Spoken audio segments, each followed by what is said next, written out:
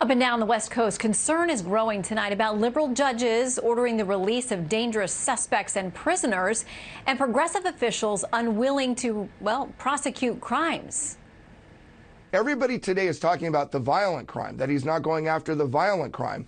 But what I want to point out is he's not going to go out what we call the broken windows crime. If you don't enforce those laws, do you understand what's going to happen to our communities of people who are already exploiting and loitering and taking advantage? The property values in Los Angeles are going to plummet. The streets are going to be out of control. No one's going to be safe. Talk about what's happening on the West Coast with KTTH radio talk show host in Seattle, Jason Rantz, and criminal defense attorney in Los Angeles, Brian Claypool. Welcome back to both of you, gentlemen. Thanks for having us. Hi, Shannon. Okay, so we're talking about the new LA County DA. The CBS LA local reports it this way. Gascon told reporters he's taking the death penalty, quote, off the table and will seek to re-sentence inmates on death row to life in prison. They go on to say he's not going to file enhancements and gang charges, saying it undermines rehabilitation, exacerbates racial inequities, and unnecessarily crowds jails and prisons. Brian, I was reading some of the details of some of these cases where he's considering rolling back some of the sentencing. They're disgusting and they're terrible, and it broke my heart. And we can't even really get into all of them on the air. I think people would just be, their stomachs would be turned.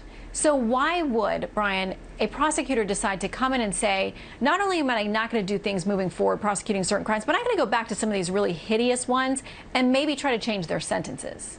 Is that what's happening? Well, Shannon, I will tell you this. This new district attorney is the most catastrophic abuse of power I have ever seen in my entire lifetime. This new district attorney, he does not care about the victims of those who've been murdered. He does not care about the voters in Los Angeles County. He does not care about the jurors. He doesn't care about judges, Shannon. He just issued a directive yesterday. He's threatening judges now that if they don't go along with his program, he's going to preempt the judges that don't follow. And lastly, he has tossed under the bus law enforcement in Los Angeles County. I mean, this, Shannon, is not criminal justice reform, as he states it is. This is criminal justice carnage. I represent the family of Anthony Avalos. You mentioned him. 9-year-old boy, tortured, Shannon, tortured, starved, murdered, sexually abused. His mom's boyfriend picked him up by the feet and would drop him on his head repeatedly.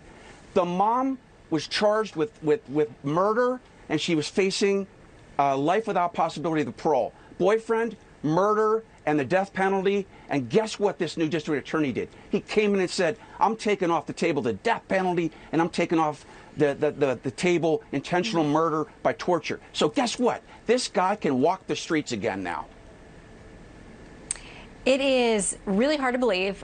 He says that his positions are being mischaracterized. There's misinformation out there and fear-mongering. So that's his side of the story. Now, Jason, I know that you're also covering a judge in Seattle that is releasing dangerous suspects without bail. I mean, what's going on here? I mean, why are we tilting in favor of... Now, listen, if you're suspect and you're accused and you haven't been tried yet, that's one thing. But when you're accused of certain crimes, there's a reason that there's bail in many of these cases.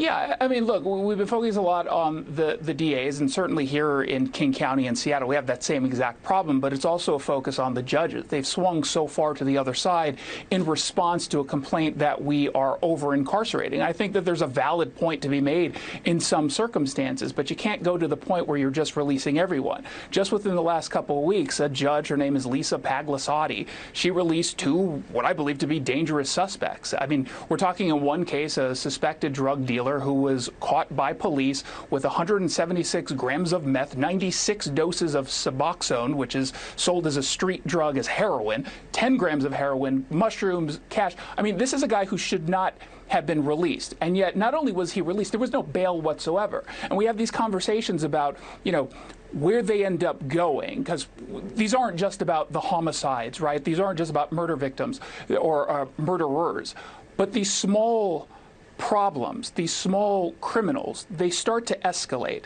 And then before you know it, when you've got someone who's been in the system for very, very long, they start to escalate their own crimes. And then before you know it, it does become something very, very serious because we've refused to get them the help that they need. And since they're not taking the help that we're offering, we also refuse to put them in jail. And so what are we supposed to do? I mean, from a Seattleite's perspective or a Los Angelino, people are just sitting there waiting to become victims, and that's obviously not fair to any of us. A quick final word to you, Brian, also about the fact that in Orange County we've got an order to release more than 1,800 folks that are suspects or convicts. Very quickly, the sheriff there says these are some of them very dangerous people. Yeah, Shannon, the judge made a big mistake there. The judge should have allowed the sheriff in Orange County to find a better way to house these inmates. To give you an example, they could have used some local hotels, temporarily house some of these inmates. You can't let killers out on the street because of... Yeah, we got it. Yeah. We got to leave it there so we don't get cut off. You bet. But Brian and Jason, please keep us updated on all these stories. We're going to keep following.